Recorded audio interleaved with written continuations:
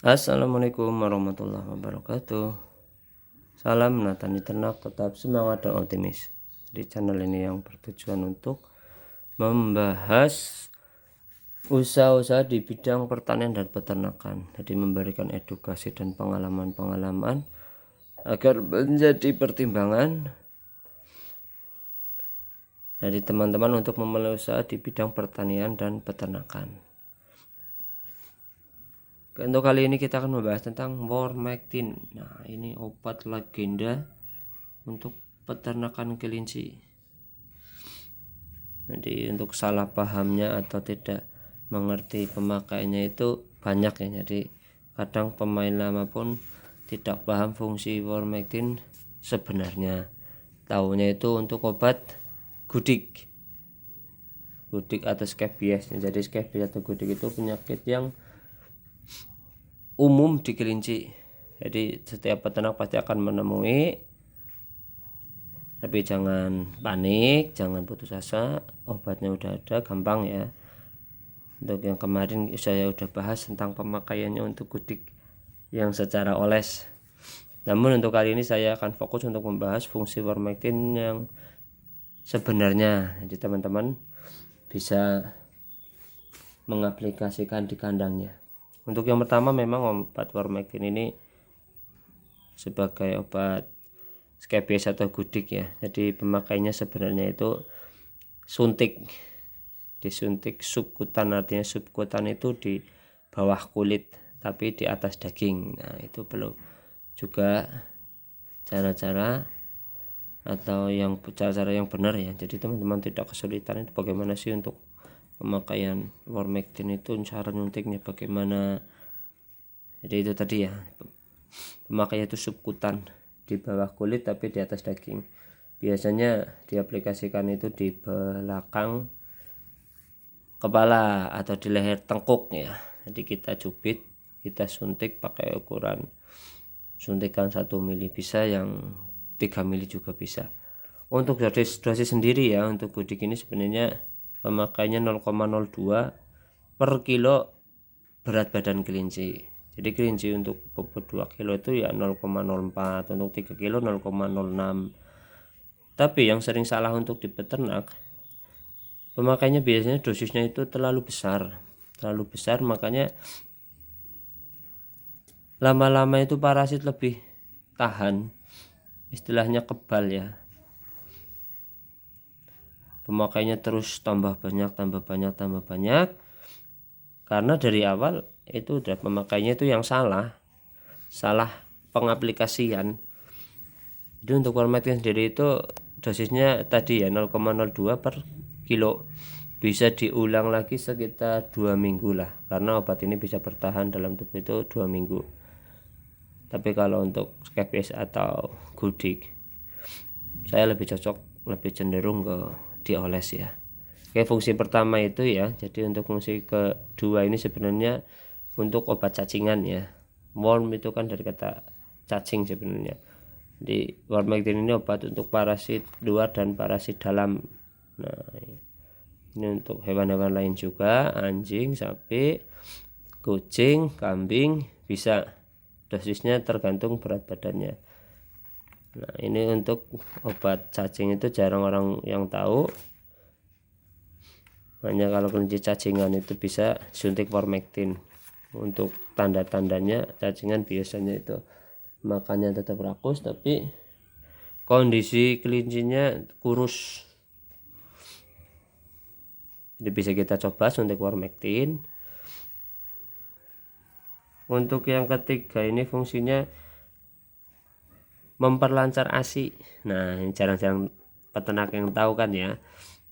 Jadi aplikasinya itu biasanya kelinci indukan yang mau dikawinkan kita suntik dulu ya. Kita suntik, setelah lahiran pun kita suntik. Jadi yang pertama suntik sebelum kawin itu untuk pencegahan scabies. Untuk yang setelah lahiran pencegahan scabies plus melancarkan ASI dan membersihkan itu, istilah orang manusia itu janinnya ya. Jadi lebih bersih, pendarahan terselesaikan lah dengan baik, pendarahannya itu cepat. Untuk yang keempat ini sebenarnya dalam kandungan ini terdapat oksitosin. Nah, ini oksitosin itu apa? Itu hormon cinta. Nah, hormon cinta itu hormon oksitosin. Nah, fungsinya apa? Jadi kalau kita sudah mengamankan kelinci tapi lahirnya telat, harusnya kan 30 hari, kita tunggu sampai 32 hari. Nah, 32 hari kok masih belum lahir dan kita yakin kelinci itu hamil, bisa kita suntik Vormectin. Nah, setelah kita suntik biasanya itu terjadi kontraksi kelahiran. Makanya banyak kasus kelinci sedang hamil disuntik Vormectin untuk menangani skabies kok malah lahiran. Nah, itu dari kandungan Vormectin sendiri. Itu ada kandungan oksitosinnya yang membuat ejakulasi bukan kontraksi di perut, makanya lahiran. Nah, daripada kita beli oksitosin yang mahal, bisa kita pakai Vormectin. Ini kelinci-kelinci yang telat lahir udah pasti itu hamil, kita bisa suntik ini, insya Allah, dan bisa normal lahir. Makanya kalaupun anakannya mati, kita kan bisa masih menyelamatkan induknya ya. Jadi kita pakai ini irit. Nah, jadi fungsi Vormectin itu sebenarnya banyak. Jadi yang pertama itu untuk skabies, untuk parasit luar atau gudik ya, istilah umum di peternak. Untuk kedua itu bisa untuk penyakit cacingan. Yang ketiga itu untuk melancarkan ASI. Tapi untuk melancarkan ASI ini jangan sampai pemakaiannya lebih dari 2 hari setelah lahir ya, itu fungsinya udah berkurang atau hilang sama sekali. Pastikan 1 kali 48 jam itu setelah lahir bisa kita suntik Vormectin. Nah, untuk yang keempat itu untuk membantu melahirkan kelinci-kelinci yang telat lahir. Jadi kita kadang menemui kelinci yang sudah tanggalnya tapi masih belum lahiran. Nah, itu bisa kita suntikan Vormectin.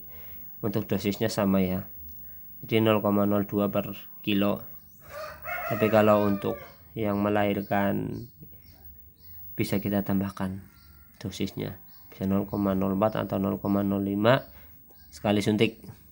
Jadi setelah kita suntik, kita cek kelincinya, kita pantau dia lahiran atau tidak. Ini biasanya seringnya sih lahiran, makanya kasus-kasus kelinci sedang hamil disuntik Vormectin itu lahiran.